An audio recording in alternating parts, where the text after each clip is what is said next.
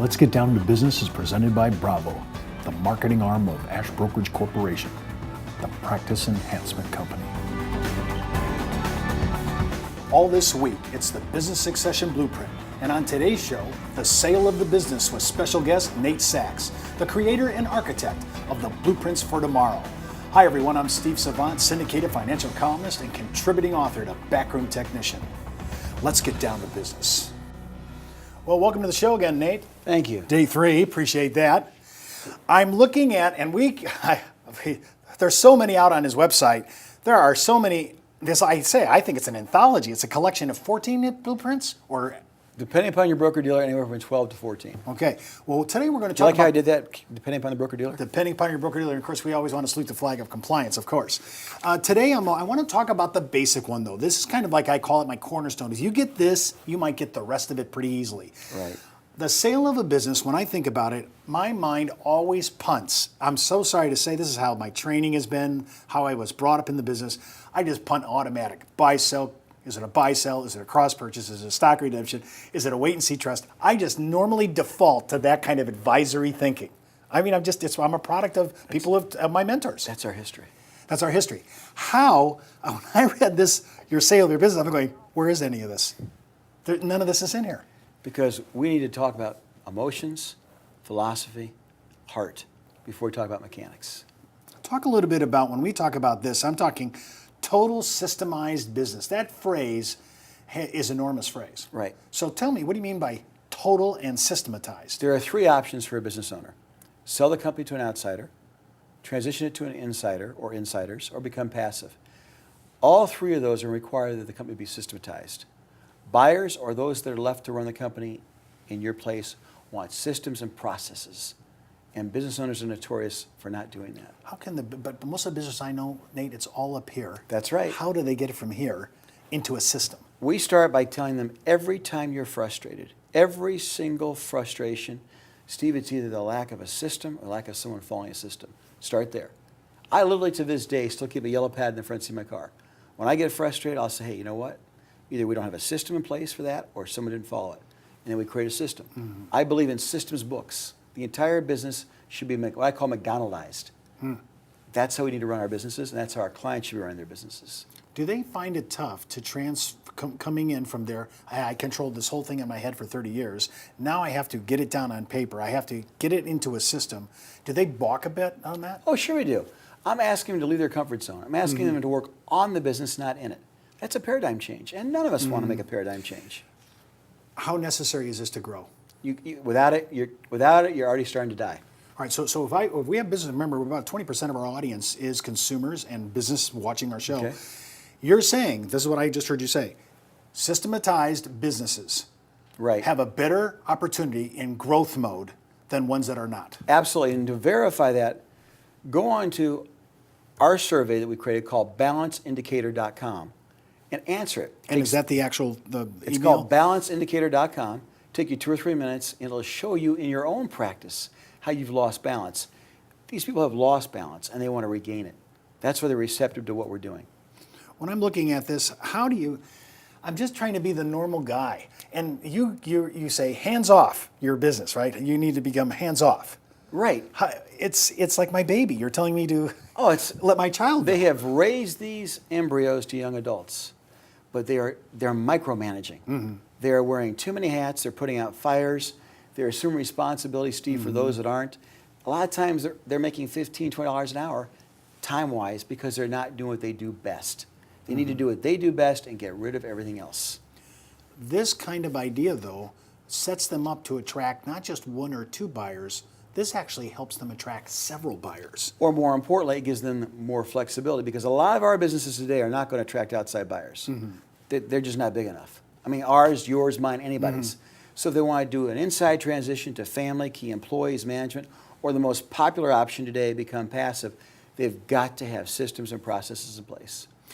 Let's say that we have guys buying this. We have business owners that are hearing what we're saying right now. They say, hey, I'm willing to do it. I need to surrender to the logical, okay? And they look at this. But one of the kind of carrots that I noticed that you put out in your sale is, One of the reasons why we're going through this methodology is we want to receive more money for our business when we do sell it. Or as I tell them, if you never sell it, but put these things in place, it'll be a better run business, a more efficient business, Steve, a more transparent business, and a more profitable business. When I think about going to business owners and talking about the business of their sale, I mean, on our first show on Monday, we talked about, what did it say, 40% of U.S. business? There's a big chunk that's going to actually sell and transition over the next decade and a half. I mean, this is huge. And how many advisors do we have? Did you say 4 million? SBA says 4 million. Now we're forgetting that we're forgetting the bigger problem. All these kids coming out of school that have chosen not to go the corporate route, like a lot of our friends did, a lot of our peers, they're going out and starting startups. They're becoming entrepreneurial, and there is no one there to mentor them. That's where we can be of great use, great value. I think and I just want to be fair to people that might be in our audience. They may say, gee, I think what you're doing is actually right, but how can I make money as an advisor doing it this way? Several things. First of all, we charge fees. We charge fees up front for the blueprint. So I love it. After doing this for 36 years, I feel like I'm getting paid to sell product for the first time. Second of all, there's a tremendous amount of product bought in the blueprint process. We don't push round pegs into square holes. It's not a product sale. But a lot of what we do as salespeople, a lot of the products that we're all involved with are great solutions to their problems. When I'm looking at this basic one, and I like it because it's pretty basic, one of the big ones that we see in small business today is small family businesses, and they're making their transition to people in the family. And when I come back from the break, I want to talk to you a little bit about that before we get into the big one, which is this whole thing about passive business owners. It's the best. But I do want to talk about this because to me, that's an issue, and I want to touch on it before we go on. When we come back from the break, we're going to talk more about the value of passive ownership and the transition from being a franchise player to working yourself out of a job. And don't forget, you can also request our business valuation and succession documents as sample examples from Backroom Technician right on ashbrokerage.com. And you can sign up for your own 30-day free trial offer. For Backroom Technician, just go out to their site, www.brtnow.com/trialsignup.aspx. We'll be right back after the break. Take a close look at your hard-earned dollar. How do you think your money's doing? Are you keeping an eye on it? Is it protected from taxes, inflation, and market risk? Over time, those Washingtons could become Franklins. With tax-advantaged indexed universal life, from one of the largest distributors of indexed universal life, Ash Brokerage.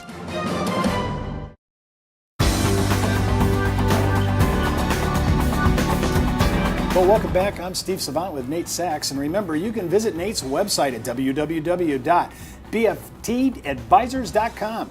And if you're thinking about selling your own practice, take Nate's survey at www.blueprintsfortomorrow.com/sellability score. And just a heads up, before moving forward with any of the ideas you hear on our show, always consult your tax advisor or legal counsel, as well as your broker-dealer compliance officer. Let's get down to business. Hey, before we get into the passive issue, I just want to touch a little bit. You did a whole section on selling your business, but it's transition and predominantly to family, insiders you call them. I say family. It could be family, management, employees. And 95% of the transitions that do occur, remember I worded that, will be inside. 65% of the time, the buying team will be wrong, Steve. Someone that should have been on it was not. Someone that was on shouldn't have been. Half the time it's going to fail. How can you correct that before we set everything in concrete? We've got an inside blueprint that begins to phase the owner out, continues to grow the company without the owner, gets the new buyers to think like owners because they generally do not, find the cash because they generally do not have any, minimize taxation to both parties, but most importantly, make sure the owner does not come back 3 years later, have to buy back that business at half the value by default. When you see that process, how long is a traditional, like you said, insider sale? From the time we agree to the numbers, the valuation, and all the math, from the time that the owner's completely out, what's that look like? Well, I think we're forgetting the biggest part, preparing the business for that. So that, to me, from start to finish, should be a 2 to 3 year process. So the advisor, you're in this for a good relationship. Not only that, but you're in it for the new client too. Because if you do it right, you don't become the advisor to the seller, you become the advisor to the business. So the new owners retain you. Well, let's talk about this one because this is the one that I think is going to be my favorite. It's the bread and butter. This issue of passive ownership and how to learn to just walk away from your business, basically. Well, it's the most popular option today. The problem is most business owners today will not get enough cash for their business to pay the taxes, invest it riskless, because they can't build it again. They can't rebuild 30 years, 40 years. So they're looking at 3 to 5% return. You can't live on that. And particularly when they factor in the cars, the cell phones, the trips, the vacations, their kids on payroll, whatever it is that they do, they realize the very best investment they have is their business. It's a cash cow if it's run right. But they don't want to come to work because they have to come to work. They want to come to work when they want to come to work. So they would like to own the milk and the cow. Let's keep the business.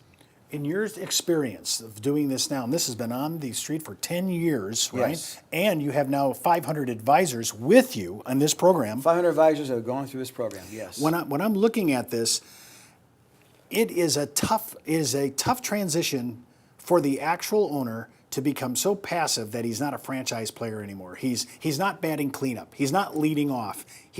I don't want to use the word unnecessary, but are we close to that word? You're very close. They're married to their businesses. They're their spouse. The business is their mistress. It's their hobby. It's their life. It's their reason for being. We spend a lot of time on the emotional issues, how to turn that off. So a lot of people can't. By the way, a lot of times they can't. And is there an alternative for the people who just can't break? Well, this is it, because don't come in 5 days a week. Come in 2. Don't come in all day. Come in half a day. Come in 2 weeks a month. Come in 6 months a year. They don't have to turn it off. They still own the business. It is who they are, but they're not going to have to be tied to it every single day. This one line I like from your blueprint, this issue of guaranteeing a business that can run without you. How do you do that? That to me You've is got to have systems in place, processes in place, and more importantly, you have to have key people that are engaged, that are embracing the growth of that business, and have been allowed to assume responsibility to do so. I have a curiosity too, because on your last point in this section, you talk about locking in non-owner managers. I would have thought you want to just let your people who own it be the managers. When I say you're that, kind of recruiting people outside that aren't Absolutely. going to be owners on this. And Steve, it's imperative. If I'm not going to be there every day, the guys that are running it better be. If I lose them, I'm back in again. How can does the blueprint actually help you be able to detect and identify the people that are really going to be the players to help you manage this? Well, so we that you tell can do them, that? absolutely, when we're done with them, we show them how to get the right people in the right places on the bus, but more importantly, get the wrong people off the bus, and then get that bus heading in the right direction. In your experience, what is the value of once they see this, and maybe they don't want to do it, maybe they're resisting, but once they see it and they finally give in, when they see that, do you see profitability issues start to change? Because the whole issue of just systematizing alone is going to bring growth. Oh, not only that, but remember, a lot of times at this stage, the business owner has lost fire in his belly or her belly. The new group hasn't. I call them K, Key Employee Group. The new Key Employee Group, they've got fire. They've got passion. They want to move it to the next level. When I'm looking at passive ownership and that change, if you had to say one identifying characteristic of most business owners that want to make this move but still feel paralyzed that they need to be in that business, what would be that one characteristic that you got to identify, and then what would be your diagnosis? How would you help them? There's got to be life after business. And a lot of them, they don't have hobbies, they don't travel, they don't play golf, they don't collect stamps. This is what they do. 12, 14, 15 hours a day. They've got to learn to turn that off. They've got to get balance. That's why we use that balance indicator, to show them where that balance can be recreated. Now, the balance indicator can also be used for us in our business, right? I mean, advisors, we're the worst We've lost offenders. balance. We can't. Hey, our cell phones are attached to our ears. I think my Bluetooth is implanted. I think they're putting it in your ear as a hearing aid as well. Unreal. Absolutely. Well, that's our show for today. I want to remind you that you can go and read all my online insurance commentary, my advisor blogs and articles on producersweb.com, and answers to all the consumer questions on insurance products on my consumer blog on insurancelibrary.com, as well as you can see all our shows on our on-demand section at ashbrokerage.com, and a lot of com there. And so don't forget to follow me on Twitter, Facebook, LinkedIn, or email me at steve.savant@ashbrokerage.com. And remember, there's no one wiser than an Ash Brokerage advisor.